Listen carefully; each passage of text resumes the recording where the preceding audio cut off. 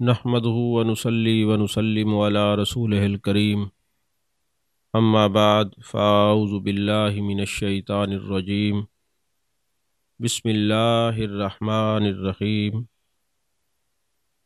قل ان کنتم تحبون اللہ فاتبعونی یحببکم اللہ صدق اللہ العظیم وصدق رسولہ النبی الکریم الامین قال اللہ تبارک و تعالی فی شان حبیبہ مخبرا و آمرا ان اللہ و ملائکتہ یصلون علی النبی یا ایہا الذین آمنوا صلوا علیہ وسلموا تسلیما اللہم صلی علی سیدنا و مولانا محمد وعلی آل سیدنا و مولانا محمد وبارک وسلم وصلی علیہ الصلاۃ والسلام علیک یا رسول اللہ وعلی آلک واصحابک یا حبیب اللہ۔ تمام تعریفیں اللہ تبارک و تعالیٰ کے لیے ہیں جو خالق کائنات بھی ہے، مالک شش جہات بھی، جو احد بھی ہے، صمد بھی ہے، جس کی شان لم یلد بھی ہے ولم یولد بھی۔ لا تعداد ہدیہ درود و سلام بارگاہ سید الانام، شفیع رحمت، والی امت، شاہ خوباں، جان جانا، شہنشاہ حسینہ، سید سروراں، سیاہ لا مکاں، تتیمہ دوراں، سرخیل زہرہ جمالاں، رازدان ما اوہا، شاہد ما طغا، صاحب علم نشرہ، معصوم آمنہ، احمد مجتبیٰ، حضرت محمد مصطفیٰ صلی اللہ علیہ وآلہ وسلم کی بارگاہ ناز میں اپنی عقیدتوں، ارادتوں، محبتوں کا خراج پیش کرنے کے بعد آج کا ہمارا یہ خوبصورت روحانی عرفانی پروگرام میرے آقا علیہ الصلوۃ والسلام کے ایک عظیم صحابی، جس کو میرے آقا علیہ الصلوۃ والسلام نے فرمایا کہ اے سلمان فارسی، آپ میری اہل بیت میں سے ہیں، اس عاشق صادق، اس عاشق کامل کا ذکر کرنے کے لیے آج ہم جمع ہیں۔ میرے آقا علیہ الصلوۃ والسلام کے صحابہ کتنے خوش قسمت ہیں کہ ہر وقت وہ جلوائے جان جانا کو دیکھتے رہتے تھے۔ ان کی نگاہیں ہما وقت والضحیٰ کے چہرے پر ٹکی رہتی تھیں۔ صحابہ وہ صحابہ ہیں ہر صبح جن کی عید ہوتی تھی، صحابہ وہ صحابہ ہیں ہر صبح جن کی عید ہوتی تھی، خدا کا قرب حاصل تھا، نبی کی دید ہوتی تھی۔ یہ تو ہمہ وقت محبوب علیہ الصلوۃ والسلام کے والضحیٰ کے چہرے کو تکتے رہتے تھے۔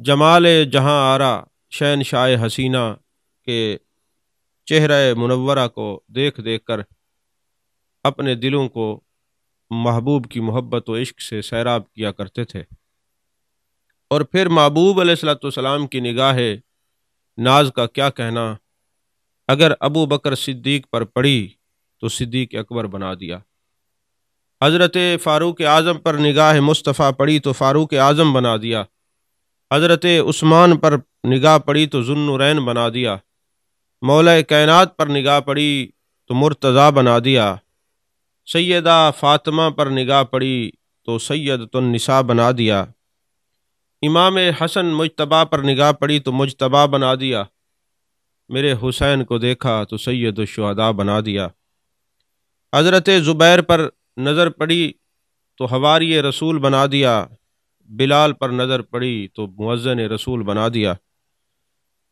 سلمان فارسی پر نظر پڑی تو فرمایا منا اہل البیت، اے سلمان فارسی آپ تو میرے اہل بیت سے ہیں، رضوان اللہ علیہم اجمعین۔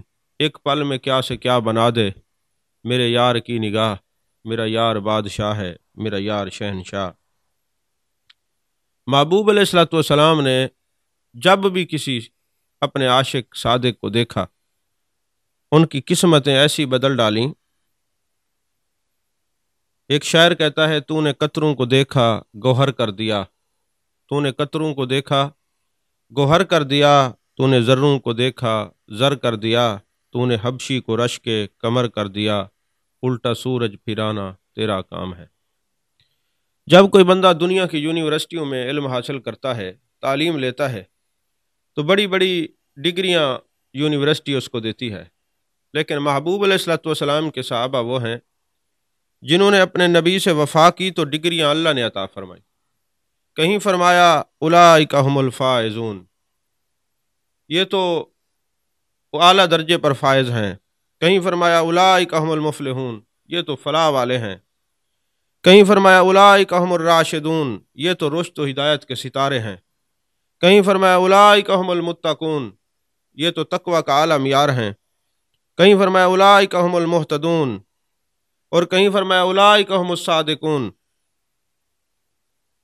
اور یہ اتنے سچے ہیں کہ باقیوں کو بھی حکم مل رہا ہے، امت محمدیہ کو کہا جا رہا ہے کہ یہ میرے محبوب کے وہ صحابی ہیں جن کو اللہ نے ڈگریاں سچ کی اور صدق کی وہ عطا فرمائی ہیں۔ تمہیں بھی حکم دیتا ہوں وَكُونُوا مَعَ الصَّادِقِينَ، تم بھی ان کی سنگت اختیار کر لو، کیونکہ میرے حبیب لبیب کے نزدیک معیار صداقت یہی ہے کہ صحابہ کے ساتھ تعلق بن جائے۔ جنہوں نے صحابہ کے ساتھ تعلق بنایا، اللہ نے اس کو فرمایا کہ وہ سچا ہے، کیونکہ وَكُونُوا مَعَ الصَّادِقِينَ، آج لوگ یہ آیات مختلف آراس پہ پڑھتے ہیں، اپنے بزرگوں کے لیے پڑھتے ہیں، پڑھنی چاہیے، لیکن یہ نہیں بھولنا چاہیے یہ جو آیات بینات کے حصے میں نے تلاوت کیے ہیں، ان کے اول جو مخاطب ہیں اور مصداق ہیں وہ میرے آقا علیہ الصلوۃ والسلام کے صحابہ ہیں۔ اب سچا وہ ہے جو صدیق اکبر رضی اللہ تعالیٰ عنہ کا ساتھی ہے، سچا وہ ہے جو حضرت فاروق اعظم رضی اللہ تعالیٰ عنہ کا ساتھی ہے، سچا وہ ہے جو حضرت عثمان غنی رضی اللہ تعالیٰ عنہ کو ماننے والا ہے، سچا وہ ہے جو حیدر کرار سے محبت رکھنے والا ہے، سچا وہ ہے جو صحابہ رضی اللہ عنہم کا ساتھی ہے، جو ان کا دوست ہے وہ نبی کا دوست ہے۔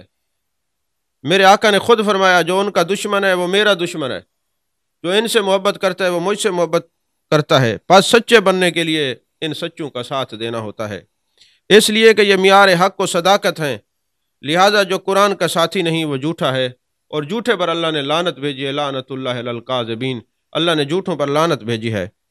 اور شیطان کو اگر آپ دیکھیں نا، بغور مشاہدہ کریں تو آپ کو پتہ چلے گا کہ شیطان لعنتی کیوں بنا تھا، کہ جو اللہ نے خلیفہ بنایا ہے اس کا ادب نہ کرے، اس کی تعظیم نہ کرے، تو اللہ نے فرمایا یہ شیطان ہے۔ تو جو خدا کے بنائے ہوئے خلیفے کا احترام نہ کرے تو وہ قیامت تک شیطان ہے، اور جو مصطفیٰ کے بنائے ہوئے خلیفہ صدیق اکبر کا احترام نہ کرے وہ کیسے ایمان والا ہو سکتا ہے؟ عزیزان محترم، اور پھر میرے آقا علیہ الصلوۃ والسلام نے بارہا اپنے صحابہ کی شانیں بھی بیان فرمائی ہیں، جیسے فرمایا اے عمر شیطان تو اس سے خوف کھاتا ہے۔ عزیزان محترم، اللہ تبارک و تعالیٰ نے اپنے محبوب کے صحابہ کے بارے میں بہت کچھ ارشاد فرمایا، سارا قرآن آپ پڑھ کے دیکھ سکتے ہیں۔ کہیں فرمایا اولئک هم المؤمنون، ان کے ایمان کی گواہی تو خدا دے رہا ہے، اور کہیں فرما رہے ہیں اولئک هم المؤمنون حقا، اور کہیں اللہ فرماتا ہے آمنوا کما آمن الناس، ایسے ایمان لاؤ جیسے محبوب کے صحابہ ایمان لائے ہیں۔ یعنی اب ہمارے لیے اللہ تبارک و تعالیٰ نے معیار جو دیا ہے کہ ایسے ایمان لاؤ جیسے محبوب کے صحابہ ایمان لائے ہیں، اور صحابہ تو ایسے ہیں کہ محبوب سے محبت کرتے ہیں، عشق کرتے ہیں، محبوب کی تابعداری کرتے ہیں۔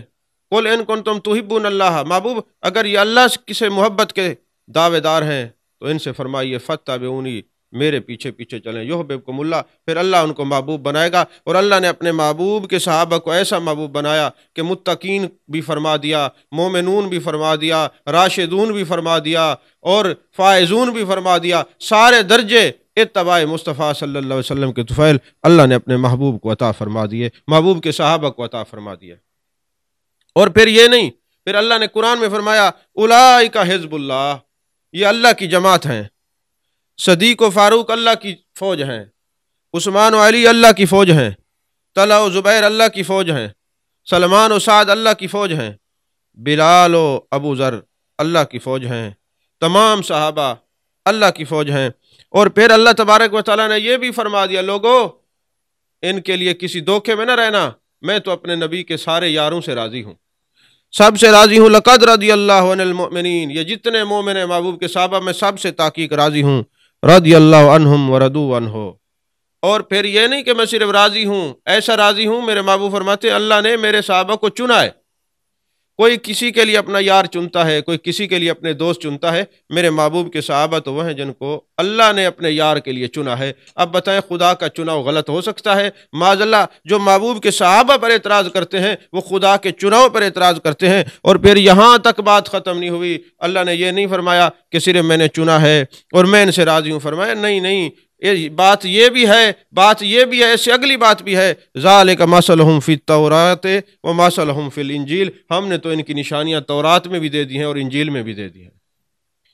عزیزان محترم، اور کہیں فرمایا ان الذین یبایعونک انما یبایعون اللہ ید اللہ فوق ایدیہم۔ تو اب اللہ تبارک و تعالیٰ تو میرے محبوب کے صحابہ سے راضی ہے، اور کہیں اور یہاں تک بات نہیں کہ دنیا پہ فرمایا میں راضی ہوں اور آگے نہیں، اور آخرت کا بھی پیغام اللہ نے دے دیا، فرمایا وَكُلًّا وَعَدَ اللَّهُ الْحُسْنَىٰ، میں نے اپنے نبی کے یاروں سے تو جنت کا وعدہ کر لیا ہے، وعدہ حسنہ۔ اور پھر فرمایا اولئک اصحاب الجنۃ هم فیہا خالدون، اور پھر جنتیوں اور جنت میں ہمیشہ یہ رہیں گے۔ اور فرمایا اولئک لہم اجرہم عند ربہم، اور اللہ کے نزدیک بڑا اجر ہے ان کا۔ اور پھر ایک مقام پہ فرمایا وعد اللہ الذین آمنوا وعملوا الصالحات منہم مغفرۃ واجرا عظیما، مغفرت بھی ہے، جنت بھی ہے اور اجر عظیم بھی ہے۔ تو میرے آقا علیہ الصلوۃ والسلام نے فرمایا کہ میرا عام امتی احد پہاڑ کے برابر سونا صدقہ کرے اور میرا ایک صحابی مٹھی پر جو صدقہ کرے تو صحابی کا اجر اس کے سونے والے اجر سے زیادہ ہوگا۔ تو اس صحابی رسول جن کو محبوب علیہ الصلوۃ والسلام کا قرب حاصل ہوا، جن کو میرے آقا علیہ الصلوۃ والسلام نے فرمایا سلمان تجھے پریشان ہونے کی کیا ضرورت ہے، تم تو میرے اہل بیت سے ہو، اس سلمان فارسی کا ذکر کرنے لگے ہیں، اس سلمان فارسی کی بات کرنے لگے ہیں جنہوں نے محبوب کو تلاش کرنے کے لیے عمر گزار دی، تقریباً 250 سال عمر پائی ہے، اور بعض کتابوں میں 350 سال بھی ہے، جیسے علی صحابہ فی تمیز صحابہ، اسد الغابہ، ایسی کتابوں میں۔ اور زیادہ اس پر تو سارے متفق ہیں کہ حضرت سلمان فارسی رضی اللہ تعالیٰ عنہ نے 250 سال عمر پائی ہے۔ اور یاد رکھیں امام غزالی نے ایک باب باندھا ہے اپنی کتابوں کے اندر کہ انسان کا معنی کیا ہے۔ ایک تو انسان کا معنی نسیان سے ہے، بھول چوک والا، اور ایک ہے آنسا سے، یعنی محبت کرنے والے عناصر۔ یعنی امام غزالی کہتے ہیں جو اللہ نے اپنی محبت کے عناصر اس بندے کے اندر رکھ دیے ہیں، یہ بندہ اس کو تلاش کرتا ہے، کوئی درختوں میں تلاش کر رہا ہے، کوئی سورج میں، کہا تلاش سب اسی کو کر رہے ہیں۔ جہاں تک تلاش کا تعلق ہے کہتے میں سب کے ساتھ ہوں، لیکن اگلا سوال یہ پیدا ہوتا ہے درخت میں تلاش کرنے سے وہ نہیں ملے گا، سورج میں تلاش کرنے سے وہ نہیں ملے گا، شرک کی طرف چلے جاؤ گے۔ راستہ جو مدینے سے جاتا ہے قل ان کنتم تحبون اللہ فاتبعونی یحببکم اللہ، اب جو اللہ کو تلاش کرنے کا طریقہ ہے وہ سیدھا یہ ہے جو شاہراہ مدینے جاتی ہے وہاں چوکھٹ مصطفیٰ صلی اللہ علیہ وسلم پر حاضری دی جائے، اور اس حق کو تلاش کرنے کا جو معیار اللہ نے مقرر کیا ہے، حضرت سلمان فارسی اس معیار کو تلاش کرنے کے لیے پتہ نہیں کہاں کہاں گئے۔ آپ فرماتے ہیں کہ میرا باپ مجوسی تھا، آگ کی پوجا کیا کرتا تھا، اور میں نے جب سے ہوش سنبھالا مجھے دین کی طرف بڑی رغبت تھی، میں اللہ کو پانے کے لیے بڑا ہر وقت بے چین رہتا تھا۔ اور بخاری شریف کی حدیث باق بھی ہے نا کہ میں اکثر عرض کرتا ہوں الارواح جنود مجندۃ، اللہ نے یہ جو روح ہیں یہ لشکر کے لشکر پیدا کیے ہیں، جو وہاں متعارف ہوا ہے اس کا تعارف یہاں ہوگا، جو وہاں ملا ہے یہاں ملے گا، جس کی بات وہاں ہوئی ہے اس کی بات یہاں ہوگی، جس کی ملاقات وہاں ہوئی ہے اس کی ملاقات یہاں ہوگی۔ تو گویا مجھے یہ کہنے دیجئے کہ حضرت سلمان فارسی وہاں ملاقات کر کے بے چین تھے کہ جانے جانا کو یہاں بھی ملا جائے، ان کی زیارت کی جائے۔ تو فرماتے ہیں کہ میرے والد اصبہان کے رہنے والے تھے، میں اپنے والد کا بڑا پیارا تھا، اور دین سے رغبت دیکھ کے نا میرے ابا جی نے میری ڈیوٹی لگائی ہوئی تھی کہ بیٹے تو نے ہر وقت آگ جلاتے رہنا ہے۔ حضرت سلمان فارسی رضی اللہ تعالیٰ عنہ فرماتے ہیں میری ڈیوٹی یہ تھی کہ تم نے ہر وقت آگ جلاتے رہنا ہے۔ اچھا میرے باپ نے مجھے کیوں آگ جلانے پہ لگا دیا جبکہ میں جداد کا اکیلا وارث تھا؟ اس لیے کہ یہ ہر وقت آگ جلاتا رہے، اس کے دل کے اندر جو تڑپ ہے نا سچائی کی، حقیقت کی، رب کو پانے کی، اگر یہ کہیں اور جائے گا تو یہ پٹڑی سے اتر جائے گا، سکپ ہو جائے گا، لہٰذا یہ آگ کی پوجا میں لگا رہے۔ تو کہتے ہیں میرا باپ مجھے کبھی کبھار کام بھیج دیتا، تو ایک دن میں کسی کام کے لیے گیا تو ایک عمارت کے قریب گیا تو وہاں میں نے دیکھا وہ عیسائیوں کا گرجا تھا، وہاں پہ لوگ اپنے طریقے سے ذکر کر رہے تھے، عبادت کر رہے تھے، تو میں ان کے پاس چلا گیا، مجھے ان کا یہ طریقہ بڑا پسند آیا، اور پھر میں واپس آیا تو میرے گھر والے، میرے والد صاحب مجھے تلاش کر رہے تھے۔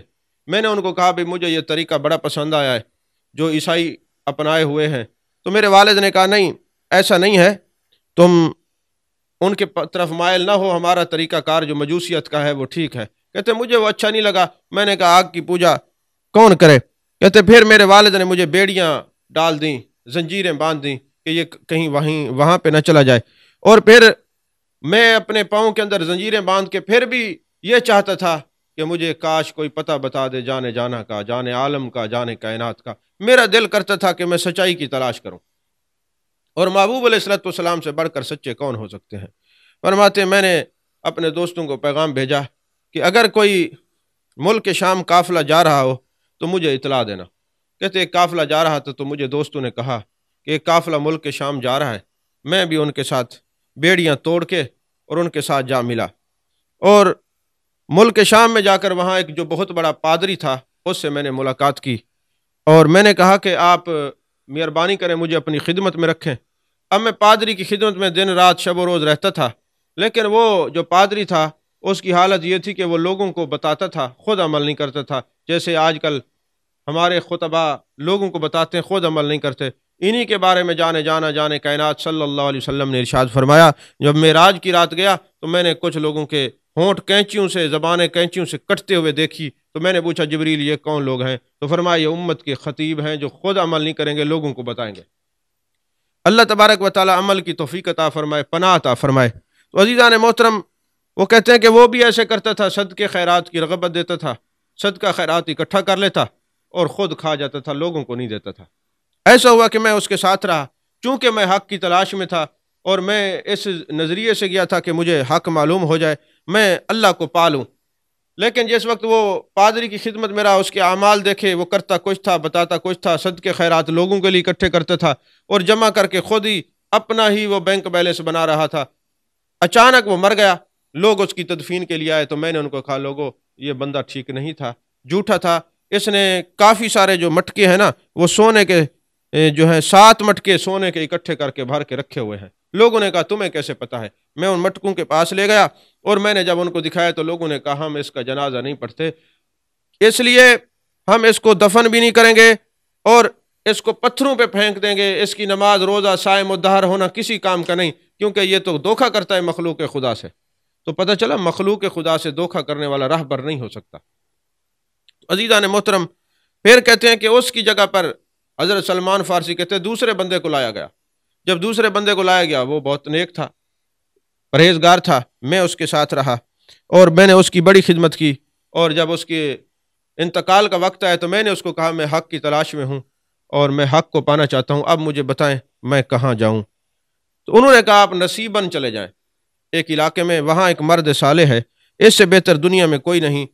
پھر میں اس آدمی کو دفن کرنے کے بعد نصیباً چلا گیا اور اس موصوف سے جا کے ملا اور اپنی کہانی سنائی، تو اس نے کہا کہ آپ جو ہے ایک مرد صالح جو اموریہ میں رہتا ہے اس کے پاس چلے جائیں، وہاں آپ کو جو ہے نا حق ملے گا۔ میں وہاں پر پہنچ گیا، جو اموریہ پہنچا تو اس وقت کا جو آدمی تھا اس کی خدمت میں رہنے لگ گیا۔ میں نے خدمت کرنے کی اجازت چاہی تو اس نے اجازت دے دی، تو اس کا بھی آخری وقت آ گیا۔ اب آپ دیکھیں ذرا سلمان فارسی کہاں کہاں حق کو تلاش کرتے ہیں، ایک کے پاس جاتے ہیں وہ فراڈی نکلتا ہے، دوسرے کے پاس جاتے ہیں وہ نیک تو ہے لیکن کہتے ہیں میرے پاس حق نہیں، اور کے پاس جاؤ نصیباً جاؤ، پھر نصیباً سے اموریہ جاتے ہیں۔ اب یہ تلاش کس کو کر رہے ہیں کہ کاش مجھے کوئی بتا دے محبوب کہاں رہتے ہیں۔ آج ہم مسلمان ہو کر قدر نہیں کرتے، کیونکہ ہمیں پتہ ہے کہ سینہ بھی مدینہ بن سکتا ہے، مدینہ بھی مدینہ، تو مدینہ ہی مدینہ ہے، تو اس طرح ہم قدر نہیں کرتے۔ بہرحال فرماتے پھر میں اموریہ سے جب اموریہ گیا تو اس کا بھی آخری وقت تھا، اس نے کہا روم چلے جاؤ۔ اب میں روم پہنچ گیا اور روم پہنچا تو مجھے وہاں ایک صاحب سے ملاقات ہوئی، شام میں بھی وہ مستجاب الدعوات ہیں، سار بار جو ہے وہ جنگل میں رہتے تھے، عبادت کرتے تھے، لوگ ان سے ملاقات کے لیے کھڑے ہوتے تھے، رش کی وجہ سے میں ان سے ملاقات نہ کر سکا۔ جب وہ جانے لگے تو میں نے اس کے کندھے پر ہاتھ رکھ دیا اور میں نے کہا میں اتنی دور سے حق کی تلاش میں آیا ہوں، میں پتہ نہیں کہاں کہاں سے چلا ہوں، اور میں نے گھر بار چھوڑا ہے، میں نے اپنے والدین کا اکلوتا تھا وہ بادشاہی زندگی چھوڑی ہے، میں پھر کہاں کہاں حق کی تلاش کے لیے پھر رہا ہوں۔ دعا یہ ہے کہ مجھے وہ دین حنیف مل جائے، دین ابراہیم جو ہے وہ مجھے نصیب ہو جائے اور حقیقت تک میں پہنچ جاؤں۔ تو اس نے کہا بات دراصل یہ ہے کہ وہ وقت آ پہنچا ہے کہ امام الانبیاء سید المرسلین جان جانا جان کائنات جان عالم مصطفیٰ جان رحمت صلی اللہ علیہ وسلم تشریف لا چکے ہیں، اور آپ جائیں اور ان کی خدمت میں جائیں۔ ان کی نشانیاں 3 ہوں گی۔ پہلی نشانی یہ ہے کہ وہ صدقے کی چیز نہیں کھائیں گے، اور دوسری نشانی یہ ہے کہ وہ ہدیہ قبول کریں گے، اور تیسری نشانی یہ ہے کہ ان کے کندھوں کے درمیان مہر نبوت ہوگی۔ حضرت سلمان فارسی کہتے ہیں کہ جب یہ میں نے ساری نشانیاں سنی تو میں اب وہاں سے چل پڑا۔ اب ہوا یہ کہ کچھ لوگ قافلہ جا رہا تھا، انہوں نے مجھے کہا کہ ہم تجھے ساتھ لے جاتے ہیں، لیکن گائے بکریاں جو تو نے اکٹھی کی ہوئی ہیں، سفر میں آپ تجارت بھی کرتے رہتے، وہ ہمیں دے دے۔ میں نے ان کو گائے بکریاں دے دی، لیکن انہوں نے میرے ساتھ ظلم کیا، ایک جگہ مجھے بیچ ڈالا اور مجھے کہا میرے بارے میں کہ یہ غلام ہے۔ اب میں نے کہا چلیں کوئی بات نہیں، میں تو اصل میں آقا کا غلام بننے کے لیے یہ بکتا آیا ہوں، اور یہ اتنی تکلیفیں برداشت کی اور کہاں کہاں کے جو ہے نا میں نے سفر کیے ہیں۔ تو ایک یہودی کے ہاتھ مجھے بیچ دیا، وہ مجھ پر ظلم و ستم کیا کرتا تھا، اور اس نے میری ڈیوٹی لگا دی کہ تم نے کھجوریں اتارنی ہیں کھجوروں کے باغ میں۔ اب میں اوپر کھڑا ہوں تو اچانک جو کھجوروں کا مالک تھا نا، اس کا چچا زاد آ جاتا ہے، اور وہ آ کے کہتا ہے کہ مکے میں امام الانبیاء نے اعلان نبوت کیا ہے۔ اب جیسے ہی میں نے محبوب علیہ الصلوۃ والسلام کا نام نامی اسم گرامی سنا تو میری تو کیفیت بدل گئی، اور شوق محبت میں اور ذوق زیارت میں میرا جسم کانپنے لگا۔ قریب تھا کہ میں اس آدمی کے اوپر گر جاتا۔ میں فوراً نیچے اترا اور میں نے اس کو کہا، جو یہودی تھا، میں نے اس سے پوچھا کہ یہ بتا کہ یہ کس کا ذکر کرے تھے؟ اس نے میرے منہ کے اوپر تھپڑ مارا اور کہا جاؤ تم اپنا کام کرو، تم کیسی بات کرتے ہو؟ تو میں بڑا حیران ہوا، اور تھپڑ بھی میں نے کھا لیا، لیکن میرا ذوق اور بڑھ گیا، میری محبت اور بڑھ گئی۔ تو میں نے کہا کہ میں جانے جانا جانے کائنات صلی اللہ علیہ وسلم کی زیارت ضرور کروں گا۔ اب دیکھیں جتنے 1,24,000 پیغمبر آئے ہیں، سب کی مہر نبوت جو ہے الا ماشاءاللہ 1-2 اور بھی ہیں، ان کی باقیوں کی تو دائیں ہاتھ پر تھی، دکھانا پڑتا تھا، اور میرے محبوب کی مہر نبوت پشت مبارک پہ تھی، کیونکہ محبوب کا چہرہ ہی اللہ نے اتنا حسین بنایا تھا کہ کسی کو دیکھ کے اعتراض کرنے کی ضرورت ہی نہ پڑتی۔ وہ دیکھ کے کہتے محبوب علیہ الصلوۃ والسلام کا چہرہ اللہ نے اتنا حسین بنایا ہے، یہ واقعی کسی سچے نبی کا چہرہ ہو سکتا ہے۔ اچھا، پھر کہتے ہیں کہ میں ایک دن مزدوری کی چھٹی لے کر نا کھجوریں لے کر محبوب علیہ الصلوۃ والسلام کی بارگاہ میں چلا گیا۔ اب وہ 3 نشانیاں مجھے یاد تھیں۔ ایک نشانی یہ تھی کہ وہ ہدیہ قبول کریں گے، صدقے کی کوئی چیز نہیں کھائیں گے، تیسرا مہر نبوت ہوگی۔ فرماتے میں گیا، محبوب علیہ الصلوۃ والسلام جو مکے سے مدینہ ہجرت کر چکے تھے، جانے جانا کی جلوہ گری تھی۔ اب میں وہاں پر ایک دفعہ پہنچا ایک دن کی چھٹی لے کر، تو میں نے محبوب کی بارگاہ میں کھجوریں پیش کی۔ میں نے کہا حضور یہ صدقہ ہے۔ محبوب نے فرمایا لوگوں کو یہ کھا لو، ہم صدقے کی چیزیں نہیں کھاتے۔ میں دل میں خوش ہوا کہ ایک جو شرط تھی وہ پوری ہو گئی۔ اور پھر کچھ عرصے کے بعد پھر میں چھٹی لے کے اس شامی بزرگ جس نے مجھے نشانیاں بتائی تھیں ان کے کہنے پہ دوبارہ گیا۔ میں نے کہا حضور یہ ہدیہ ہے۔ آپ نے فرمایا ہاں ہم ہدیہ استعمال کر لیتے ہیں۔ آپ نے ہدیہ کی کھجوریں تناول فرمائی۔ اور پھر تیسری بات یہ تھی کہ میں محبوب علیہ الصلوۃ والسلام کی مہر نبوت دیکھوں۔ اچانک جانے جانا جانے کائنات جانے عالم مصطفیٰ جانے رحمت صلی اللہ علیہ وسلم کے کندھے مبارک سے، پشت مبارک سے وہ چادر سرک گئی۔ میں نے مہر نبوت کو دیکھا اور محبت سے رونا شروع کر دیا اور مہر نبوت کے بوسے لینا شروع کر دیے۔ اب محبوب علیہ الصلوۃ والسلام تشریف فرما تھے، میرے آقا نے فرمایا کون ہے جو اتنا فرط محبت سے بوسے لے رہا ہے میرے سامنے؟ تو کیونکہ میں پس پشت محبوب علیہ الصلوۃ والسلام کے جو ہے وہ مہر نبوت کے بوسے لے رہا تھا۔ پھر میں محبوب علیہ الصلوۃ والسلام کے سامنے آیا، رونا شروع کر دیا، اپنا سارا ماجرا بیان کیا۔ تو جانے جانا جانے کائنات مصطفیٰ جانے رحمت صلی اللہ علیہ وسلم نے مجھے مسلمان کیا۔ اور چونکہ مجھے عربی نہیں آتی تھی، میں فارس کا رہنے والا تھا، فارسی بولتا تھا، تو میرے آقا علیہ الصلوۃ والسلام نے ایک یہودی کو بلایا جو تاجر تھا، وہ ساری زبانیں جانتا تھا، عربی بھی اس کو آتی تھی، فارسی بھی آتی تھی۔ تو اس کے سامنے جب حضرت سلمان فارسی نے حضور کی شان بیان کی تو وہ یہودی کہنے لگا معاذ اللہ، یہ تو آپ کو گالیاں دے رہا ہے۔ حضور صلی اللہ علیہ وسلم نے فرمایا یہ سلمان اتنے لمبے سفر کر کے کیا ہمیں گالی دینے والے کے لیے آیا ہے؟ اتنے میں جبریل امی آ گئے، اور جبریل امی نے، آپ دیکھیں نا، عالم الغیب اللہ ہے، محبوب مطلع علی الغیب ہے، اللہ تبارک و تعالیٰ کب اطلاع دیتا ہے یہ خدا جانے یا اس کا مصطفیٰ جانے۔ فوراً جبریل امی آئے، یا رسول اللہ صلی اللہ علیہ وسلم یہ تو آپ کی تعریف کر رہے ہیں، عظمتیں اور شانیں بیان کر رہا ہے۔ اب جبریل امی نے فارسی کا ترجمہ کر کے بتایا، اگرچہ محبوب جانتے ہیں، اب جبریل امی دوسروں کو تو نظر نہیں آ رہے تھے نا، تو ترجمہ کر کے بتایا۔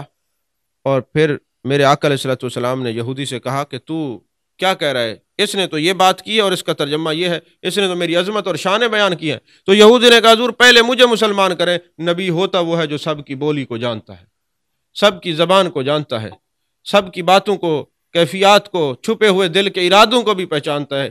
نبی کا معنی ہوتا ہے غیب کی خبر دینے والا۔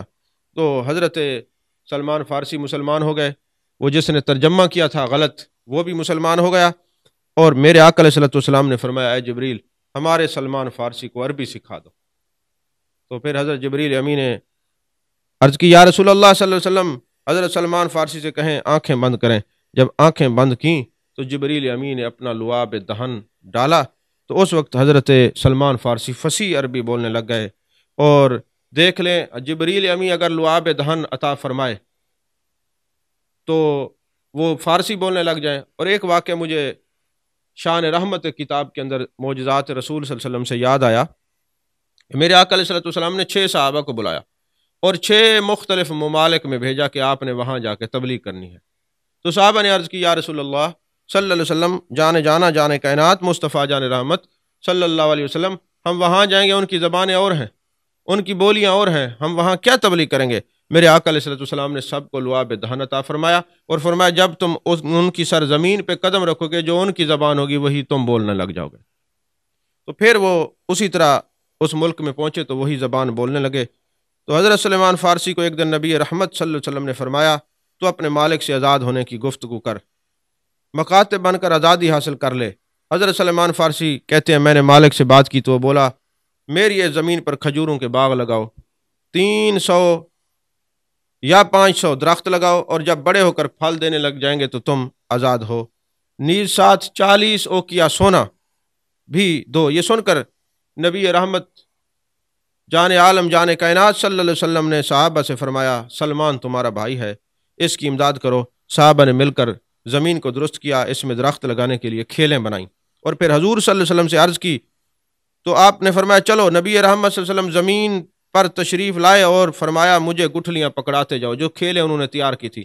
اب میرے آقا ید اللہ والے ہاتھوں سے گٹھلیاں لگا رہے ہیں، صحابہ پانی لگاتے جا رہے ہیں، اور اب میرے آقا علیہ السلام جب گٹھلیاں لگا رہے تو ایک گٹھلی حضرت سلمان فارسی نے اور ایک حضرت عمر فاروق رضی اللہ تعالیٰ نے لگا دی۔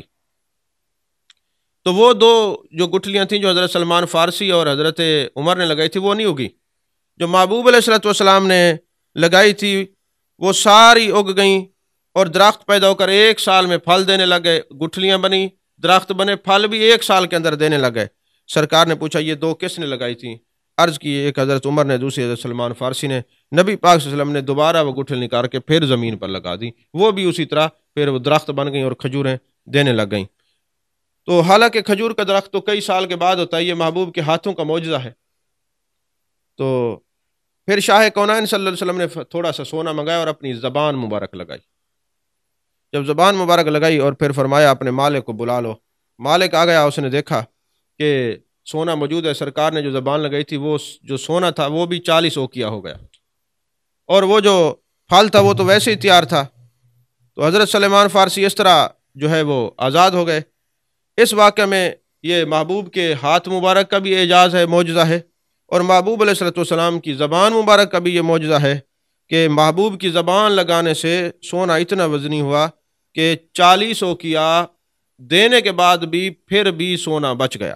عزیزان محترم، حضرت سلمان فارسی، میں نے پہلے خطبہ کے بعد عرض کیا کہ 250 سال آپ نے عمر پائی ہے، اور حضرت سیدنا سلمان فارسی رضی اللہ تعالیٰ عنہ نہایت متقی، پرہیزگار، عبادت گزار، زاہد، عالم، فاضل تھے، 250 سال عمر پائی، آپ گورنر بھی رہے، آپ کو بیت المال سے 5000 ماہوار وظیفہ بھی ملتا تھا، مگر آپ سارے کا سارا غریبوں، یتیموں، مسکینوں میں تقسیم فرما دیتے اور خود اپنے ہاتھ سے کمائی کر کے گزارا کرتے تھے۔